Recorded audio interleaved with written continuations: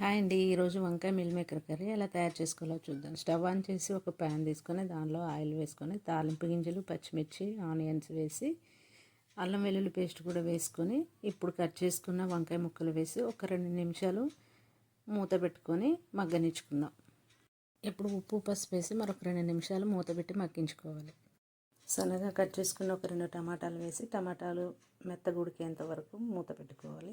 ఇప్పుడు వేడి నీళ్ళల్లో నానబెట్టుకున్న మిల్ మేకర్ వేసి అవి కూడా మంచిగా ఆయిల్లో ఫ్రై అయ్యేంత వరకు ఉంచుకొని ఇప్పుడు కారం, ధనియాల పొడి, జీలకర్ర పొడి వేసి ఒక 2 నిమిషాలు మూత పెట్టి మగ్గించుకోవాలండి. ఇప్పుడు అవిసె గింజలు, నువ్వులు వేయించి పెట్టుకున్న ఈ పొడి, కొత్తిమీర వేసేసుకుంటే అంతేనండి, కర్రీ రెడీ. ఈ కర్రీ రైస్లోకి కానీ చపాతీలోకి కానీ టేస్ట్ చాలా బాగుంటుందండి. నచ్చితే లైక్ చేయండి, షేర్ చేయండి, సబ్స్క్రైబ్ చేయండి.